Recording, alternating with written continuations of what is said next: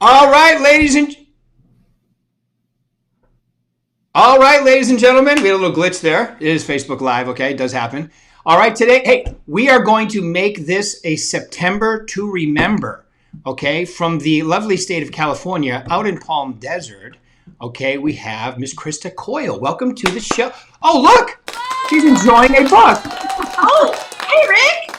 I was just taking a few notes from my favorite real estate book. So. Oh, yeah, man. All right. Look at the crowd loves her already. Way to go, Krista. I love it. I love it. Great I love stuff. you. All right, love you, baby. Hey, you know what? I want you to tell us right away. First off, before we get into that, tell us a little about yourself, how long you've been doing this, all that good stuff, please. Okay. Let's see. I have been in real estate. This is my 6th year. So 6 years and counting. I've been with Berkshire Hathaway for 5 years.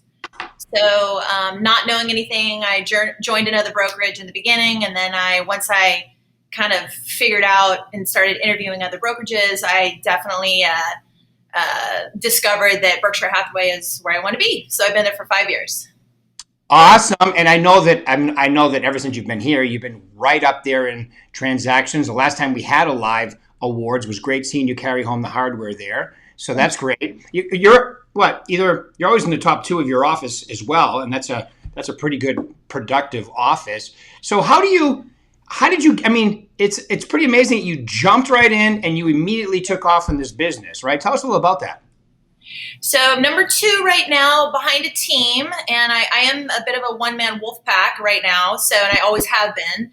I've been considering, and one of my goals, which we'll get to, thinking about expansion and getting some other people on my team, I think would be advantageous on many levels. So as my business grows and wanting to keep expanding, I think it's in my best interest to start bringing people underneath me so I can kind of attack from all angles and make sure that everybody's being serviced as our one and only client, as everybody wants to be.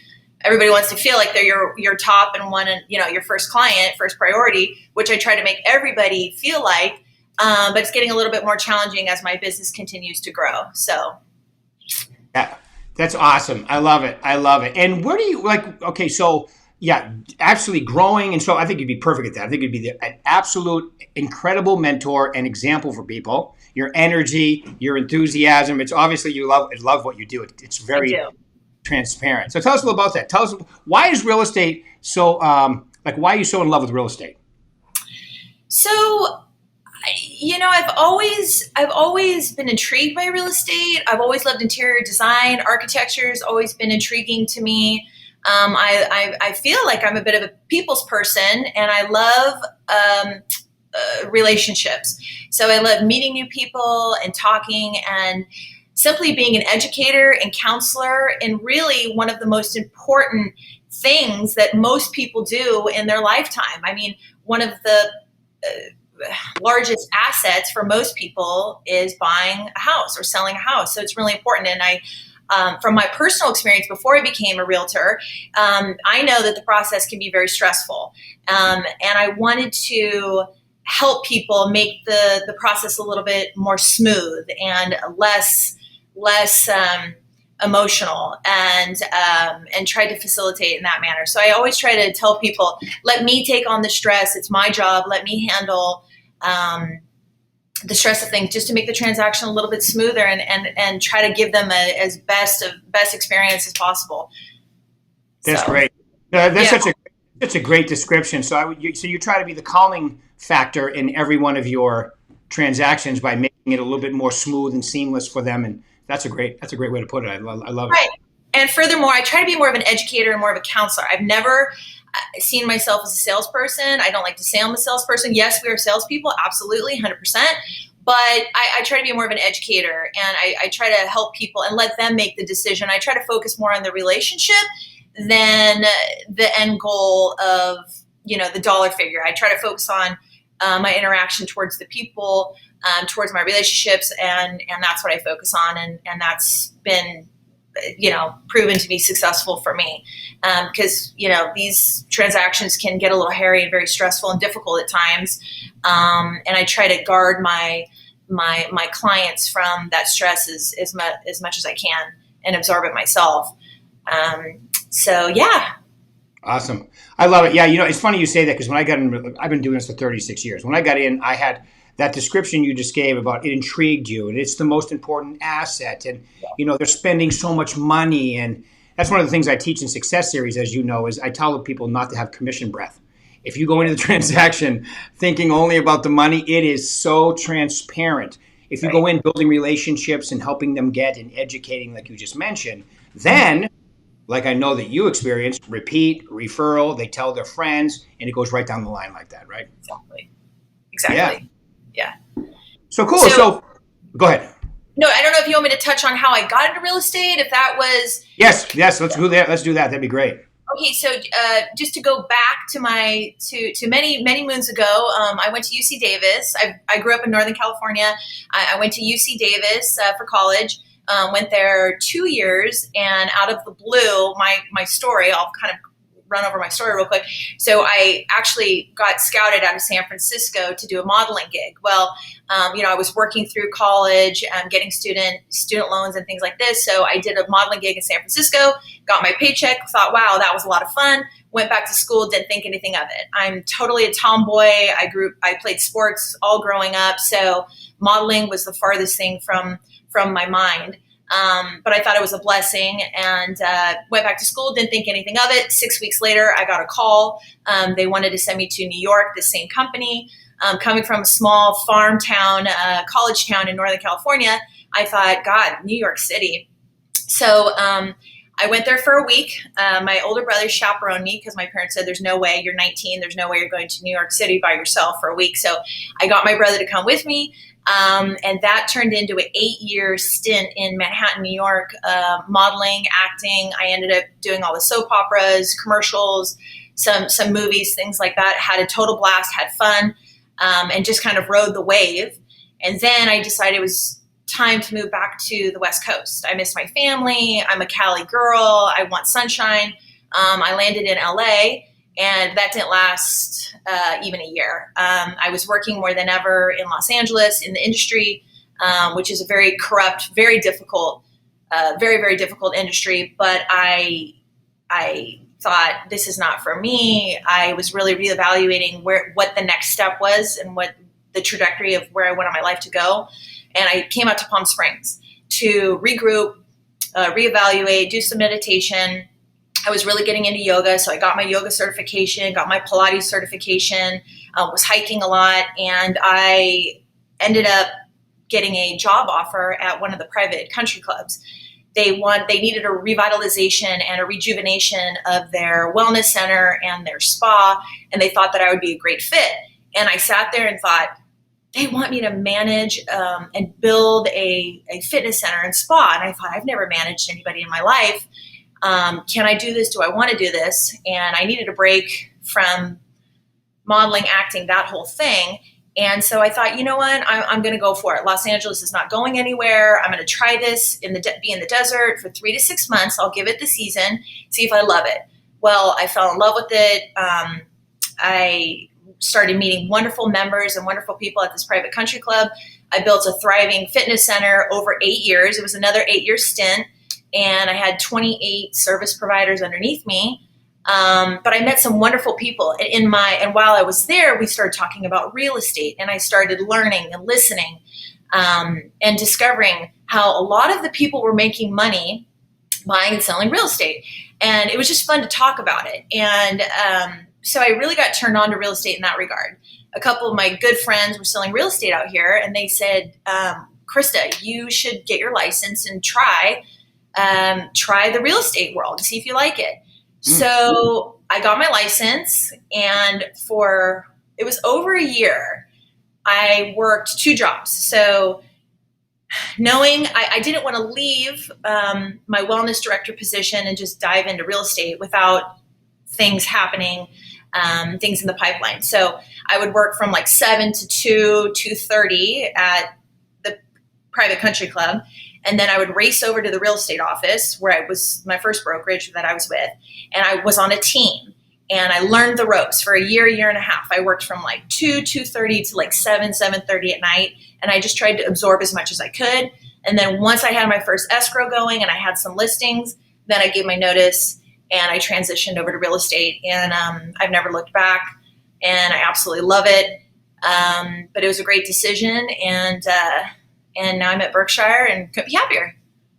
Awesome. Well, that explains a lot. I'm glad you took us through that, because that explains a lot, because I see your social media and you just look so comfortable and natural. And I know you're like in magazines in the desert, and you're like everywhere. It's good. And I'm sure you do a bunch too, don't you? What's that? And I'm sure you do a bunch of business from all that social media and magazines and everything you're involved in. I don't know. I have a manager, a local gal here that, I do that on the side for fun. I do some modeling gigs on the for fun on the side. Yeah. She wants to book me for this here and there. And I say, sure, why not? If she wants to book me directly, it's not my main focus, obviously, but it's still fun to do it from time to time. And again, everywhere you go, anything you do, whether you go to Lowe's or go to Costco or you meet a plumber, everybody, this business is about relationships, right? So if I'm on set or if I'm, shooting a magazine or something, I'm just a people person. So I'm naturally, I'm genuine in getting to know people and hearing everybody's story, making connections. And so to your point, yes, I'm constantly, I guess, building my database and building relationships, but I try to do that on a daily basis and just be open, because you never know who you're talking to. You never know who you're meeting. And I'm always open and available and, giving out my card and things like that to anyone I really interact with. So that's awesome. That's awesome. That's great. That's such a great way to, that sphere. And I would imagine back in the days when you set up that fitness center and spa, that you probably still have a lot of those connections that you deal with and sell real estate to as well, right? I do. Not as many as I thought I would. I do have a handful of people that I'm very close with and have good relationships with. I was hoping to stay in touch with more people, but life moves on, and I try to do the best I can. But I do have a handful of people that I'll meet up with happy hour. They're older. They're my older friends, and but they're so much fun. I can't even keep up with them. A lot of these people and clients out here, they like to have fun, and they've worked so hard. They want to enjoy the fruits of their labor. That's why they're here. They're in the desert. They want to play golf and pickleball and hike and have fun and go out for drinks and happy hour and dinner. So half the time I'm usually the one, even though I'm, can be half their age, I'm saying, I gotta go, guys. It's a school night, and you stay and have fun and have drinks. But I have to get up in the morning and work and all that good stuff. So, but it's all good. Everybody's out here having fun. Yeah, you know what? It's a great community. I love going out there. From Palm Desert to Palm Springs, that whole area. Where Gina is. Indian Wells. It's just a beautiful area to live in, to sell in. The average sell price is getting a little crazy too, right? I mean, the market's incredible out there as well. The market's hot. It's just hot. We have no inventory or minimal inventory. I think mid sixes, 645 or something right now. Usually we have over 5,000. So inventory's tight. I just put a house up on the market yesterday, and I have 2 offers within 24 hours. And I'm then on the other side, representing my buyers. I mean, we've lost out on probably 15 houses, and so we're putting another offer in on a house today. And I just told them, I said, if you don't want to lose this one, we have to come in as strong as possible. So we're coming in over asking price, and I'm doing everything I can to make a clean, tight offer. Understanding and learning what terms are most important to the seller, and hopefully we get this one, fingers crossed. So hopefully get a couple more in the pipeline here this week. So escrows are good. Escrows are awesome. And also, speaking of that, let's talk about that. So tell them a little about, like how you're going to finish this year, what your goal is for next year. Take them through a little bit of that, if you could, please. So my goal this year is 25 million. I want 2019. I had my biggest year. I think I sold about 22.5 million right now. So I have a $4.5 million deal that's closing on October 5th. So with that, I'll be at 19.1. I'll be at 19.1, and then with season starting and moving into Q4, I anticipate and expect to exceed my goal of 25 million. So fingers crossed that all happens, and I'm shooting for my personal best. That's awesome. I love it. I love it. And this. Well, I guess when you're gonna let's just say you finish at close to 30 million. Okay, where does most of your business come from? Like, what lead source would you say is the biggest one for you? Sphere, do you farm? Just so they have an idea of where you get most of your business from. I've tried everything, and I would encourage people. You have to try it all. You have to see what works for you, and you have to track and see if you, as best as you can, what works for you. For me, it's been my sphere of influence and now referrals and repeat business. The house that I put up yesterday, I sold them the house 5 years ago. So they're repeat clients. I've stayed in touch with them. I've gone over and I brought her a housewarming present. I've kept in touch with them. They're a lovely couple. And they live in Lake La Quinta, which is a unique little cool community here, which is actually a lake. So, I said, let's have a picnic. They're part of the boat club. This was probably a couple years ago, but they were so, not impressed, but they were happy. But I genuinely love them. And I said, I'll bring a picnic basket. I'd love to go out on the boat with you guys. And ended up being really, really fun. So, I don't usually do that much with my past clients, but I'm always trying to keep in touch. And if I can bring them something up to the house, or if they've done renovations, I always like to circle back and see if I could see what they've done with the place and things like that. So to answer your question, I think most of my business is probably referrals or repeat clients, and then sprinkled in with my other lead gen efforts and areas that I've put into. I've got a big ad down at the airport, and I've got some different ads, some different areas. And those are a little bit harder to track. I try to ask everybody, oh, how did you get my name, or who referred you, and try to track that as best as I can. Sometimes it's difficult, but I think it's what I would recommend for other agents is to try a little bit of everything, not just social media, or not just via email, and not just open houses or door knocking or cold call. You have to do a little bit of everything and try different things. If something's not working, then don't be afraid to switch. Try different marketing avenues, different places, and see what works. And don't be afraid to try different avenues and spend some money. You have to spend some money and see what works, and it'll come back 10, hopefully 100-fold for you. That's great. Yeah, that's such great advice too. Try a little of everything. That's what I talk about in Success Series too, is try a little of everything and see, because naturally you're going to fit into a few of them that fit your personality best. Right. Everything should be a little bit of a stretch. You should become a little uncomfortable, but eventually you fit into what your groove is, right? Exactly. And you don't know until you try. And yes, it's a little uncomfortable to door knock and cold call. And I've done it all. When I was first training, they set down a little black box for me and said, okay, this is going to be your new best friend. And here's your scripts, and you're going to make calls. And then I door knocked, and I've done it all. So I think it's important to do it all, and it is uncomfortable, but you learn what you like, and you don't know until you try.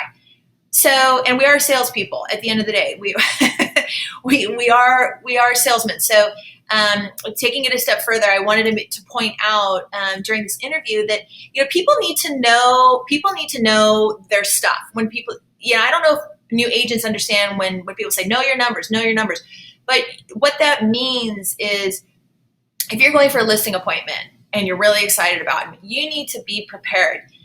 They're looking to us as the experts of the industry. And why are you the agent of choice? They could be interviewing 4 other agents, right? So you need to know what the comps are. Study the community in which you're going into. You need to really go back and look at the history, look at model matches, really know your numbers, know what's going on with interest rates, know what's going on with the economy and global events, and really have this knowledge. So when they start asking you questions, you're knowledgeable and you know these things. Don't go in blind. They're looking to you for your expertise. Just like when the plumber comes here tomorrow morning and I've got all these different questions. I'm not a plumber. That's his field. That's his expertise. You betcha I'm going to ask him 20 different questions of why my new house, what he can do, why these don't work, what can I do to the future to prevent X, Y, and Z. So know your stuff and add value as to why they should be choosing you. That look, there's 5,000 realtors in the Coachella Valley. Why should they choose you? What value are you bringing to them? What information, what knowledge, what expertise are you bringing to them? You may not have a ton of experience, but that's okay. Know what you're talking about, be confident and know your numbers, and give them value as to why they should represent you. You have to sell yourself, not a hard sell, but a soft sell as to why they should be hiring you. So that's a bit of an art in itself, but know your stuff. Know your stuff. Yeah, which kind of segues into my favorite questions I love to ask top producers like yourself. Knowing what you know now, 6 years later, what would be, and that would probably be one of your points, but what would be the top, if somebody's coming out of the gates or they want to go to the next level, or to be a professional in this business? And I love what you said, by the way. I tell them in Success Series, you have an obligation to be the most educated person in the room. Why else would they use you? It makes no sense. So what would be the top 3 things you tell them to focus on? And you really do have a fiduciary responsibility to these people. Yes. I mean, a lot of the people that I work with, they've worked hard their whole life. Some people are more fortunate, others or whatnot with business. But if most of their money and their earnings, and they've spent 35 years working in a business, and their money is wrapped up in this house, it's the most valuable asset they have. And this is a crucial time for them. And it's my fiduciary responsibility to get them and net them as much profit so they can walk with the proceeds if they're going to live on it the rest of their life. So it's more than just closing a deal and getting your commission. This is, to me, it's more than that, and helping these people some of them for the rest of their lives or for the next chapter. But to answer your question, so my 3, there's so many, but I think the top 3 for a newer agent, I would recommend join a team. I felt that was imperative for me to learn the ropes. So join a team and work under or work with a mentor and treat it. It's almost an internship, right? There's no real estate school to go to, but absorb as much as you can and listen, be an active listener and learn and try these different ways to generate leads. Learn the contracts. Give yourself a year and a half. I would recommend having some source of income, so you're not so dependent on getting that deal, because what we're doing now is going to affect us 60 to 90 days down the road. So for me, I wanted to make sure that I had income coming in, and then I got some things in the pipeline before I segued and I felt comfortable moving into real estate. So I would tell people, you give yourself a year and a half and go to as many meetings as you can and go to all these trainings and learn and absorb and shadow and follow people or go with them in their listing appointments and practice your presenting your listing presentation and answer questions aloud and do these things and give yourself a little bit of time, because I don't remember the stats, but it's something like 70% of realtors don't go past the first couple of years. It's a tough business. It's survival of the fittest. It can be very cutthroat. Everybody's a realtor. So you need to learn and do as best as you can. And I would suggest getting on a team to learn the ropes, so to speak. Number 2, schedule. Okay, schedule is crucial. You are your own business. You have to be regimented and responsible. And I always say it's a 9 to 9 job. I had people calling and texting me at 11 o'clock at night, and my phone started blowing up at 5 o'clock this morning. I don't work until, after 8:30. But, in the morning, I try to give myself a little bit of reprieve. Otherwise, I'd be working 24/7 and my head would explode.